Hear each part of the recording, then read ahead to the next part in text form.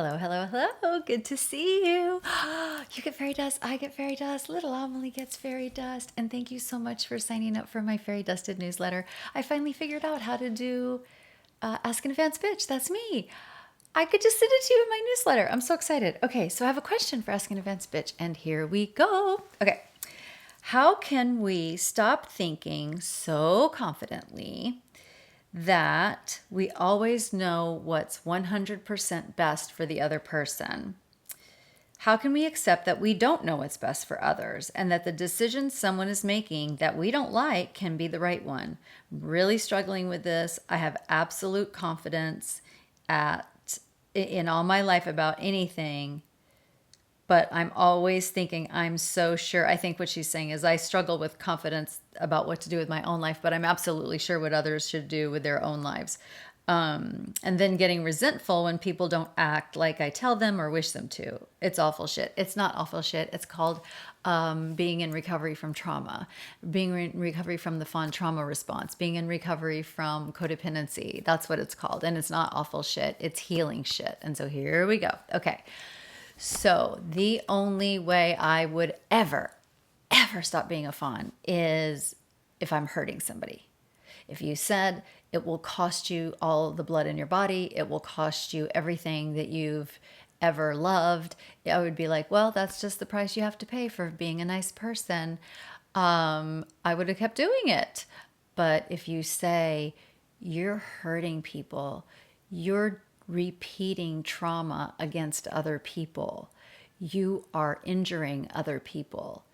That fawn mode is fight mode, is passive aggressive fight mode. Okay, so here are the couple of ways that I freed myself from knowing what's best for other people. Okay. One is, I remember like being in a therapy session, and in this case I was the therapist, but the client has struggled with codependency, and so that's an area of expertise for me. And as we were talking, we got the giggles, and it's like here I am in therapy, and I have been in therapy for many years, but I'm going to be the one to tell other people, like, I'm in therapy because I'm so fucked up.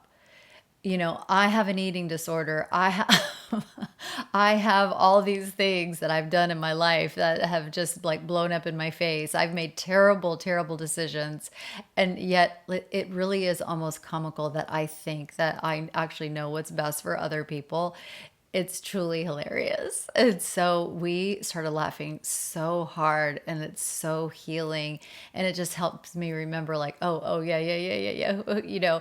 Like, give me the advice of the person who's happy and free. And if I'm in therapy, I'm not happy and free. Okay, so there's that.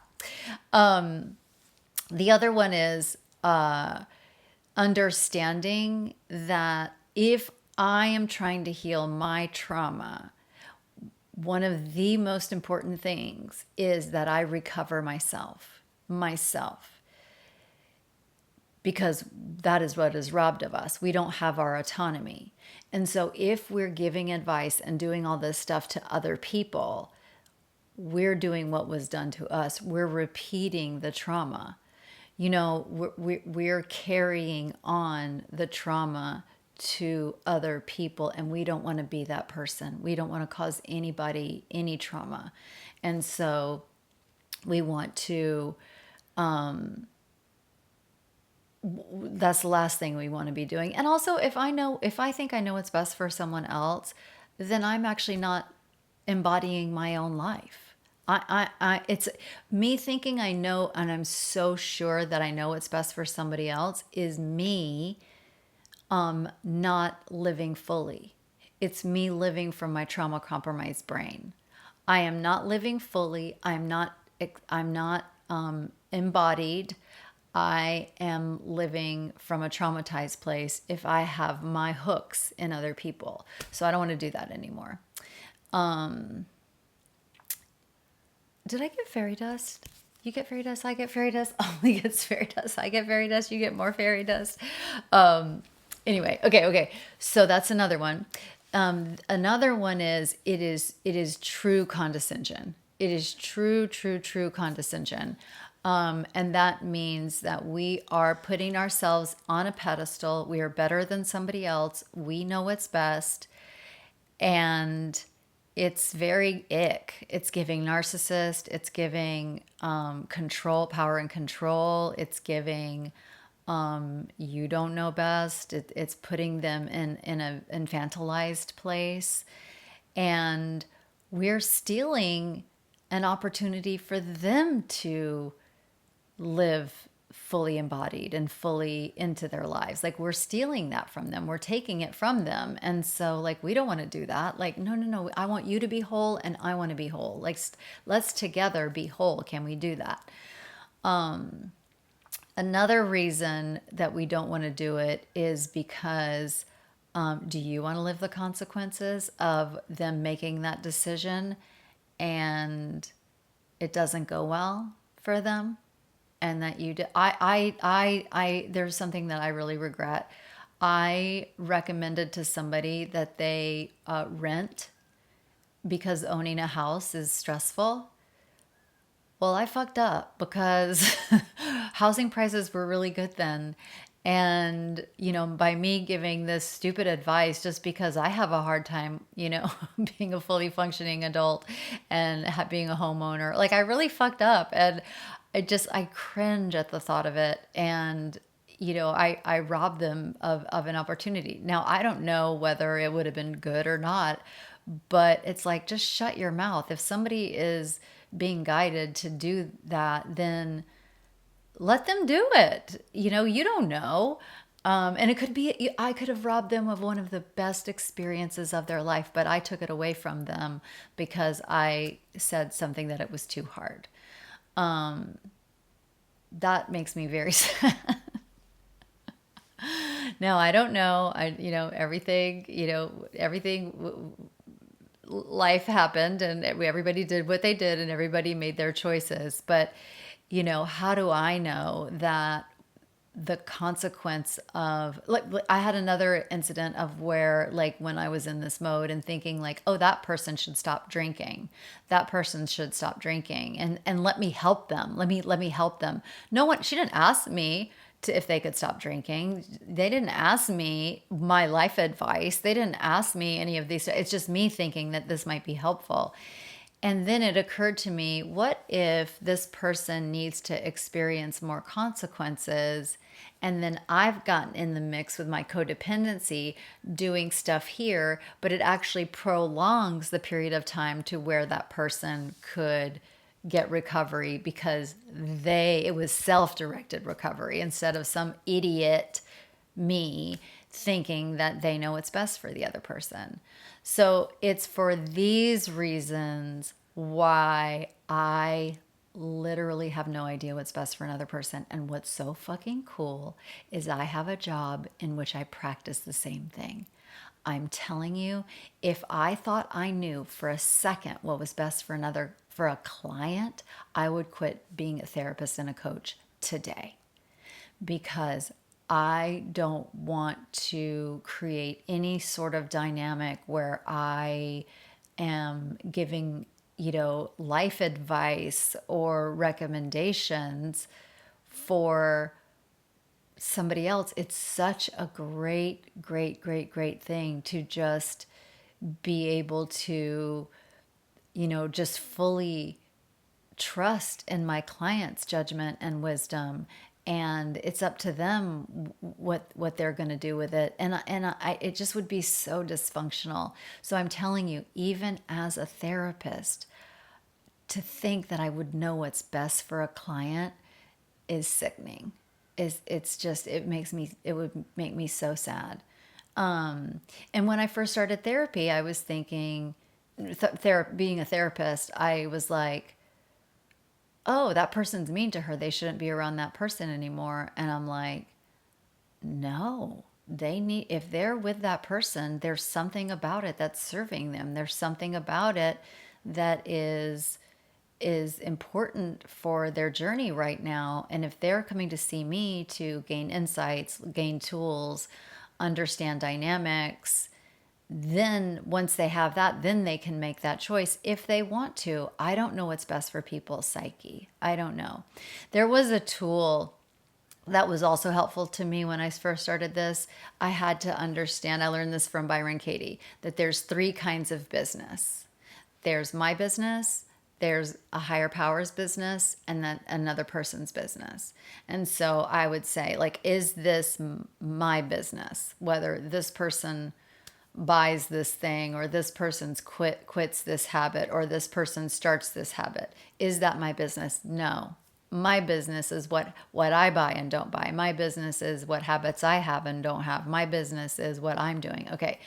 Is it somebody's higher power's business? Yes, and I'm not their higher power. That person has a higher power, and it is not me, thank God. That would be so twisted. And then is it the other person's business? And so it's really about, okay, whose business is this? And I'm thinking, like, almost 100% of the time it is not my business. Now my boundaries are my business. So let's take a relationship. I know what's best for you. You need to do the dishes. You need to do the dishes. Okay. No, I don't know if it's best for that person to do the dishes. I have no idea if it's good for them. What if there's a terrible memory of their parent abusing them and they had to do the dishes? Like, I don't know why they're resisting doing the dishes. It could just be that they're being a dum-dum. It could be that that they are afraid of water and don't want to tell me. Like, I have no idea. And these are other reasons. Like, we don't know why somebody's not doing something, or we don't know why somebody is doing something. And so another example would be like, why am I trying to take away somebody's self-medication? Why am I trying to, and that would be so cruel. So anyway, like, let's say somebody did have an incredible fear of water, or water touching their hands, or like, and I'm saying, do the dishes like a fucking witch, like a fucking evil villain. Like, that's horrible. Anyway, so,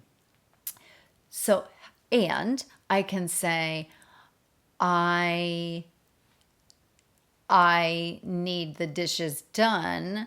I'm understanding you don't want to do the dishes, or you're not doing the dishes. Is there something else that you could do? I'll do the dishes, you do something else. Or I have to live, if I'm going to live with you, then I'm going to need for you to do the dishes. And if you don't, then I'm going to have to make other arrangements. That's all my business. That's all my business. There's lots of ways to figure that out, but me thinking that it would be best for somebody to do the dishes is unconscious.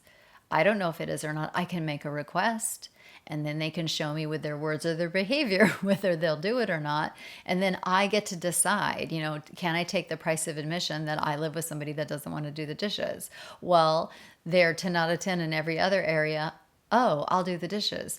Like, let me think, like, that person, does this in the house and I don't want to do that. Okay, perfect. I do the dishes, you do that. Perfect. Got it. So these are all ways that it helps me to remember, what is my business? My business is my autonomy. My business is my boundaries. My business is, what I'm going to do with my life. And anytime you're using a you statement, this is why a lot of times in my business, in my practice, I will give the assignment of you are on restriction from saying the word you. No more you. You're done saying the word you. Only I. You can only say I or me from here on out. And, it's tongue in cheek, it's a joke, but it's like, oh, wow. Oh, dear. What would I do if I didn't say you?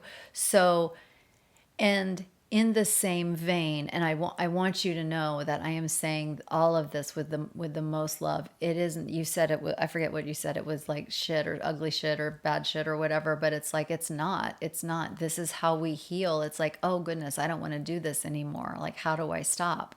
So just notice, if you like have all this knowledge and you still can't stop, okay, there's something going on with you that this is serving you, or the people around you are expecting this from you, and if you stop, you'll get in trouble. But here we are again. Once we know something, we're responsible. Am I willing to change and do things differently even if I'm going to get in trouble. Like, I have to live my truth even if I'm going to get in trouble. And I mean this with everybody in my life. Like, I have to now. I don't have a choice. Like, I mean, we always have a choice, but like, I have to be me. So if there's and also, if you're doing this, that means there's something going on that makes it dangerous not to do it. And so, and something might come up for you. It's like, oh yeah, yeah, I'll get in trouble if I don't. Sometimes a family assigns a person in the family to be the family rescuer. And so if you're stopped doing that, you might turn into the family scapegoat, and that's very dangerous. So anyway, I just want to, now we're doing the flip side of, like, it's completely understandable. Every fawn has done this. This is part of our recovery work.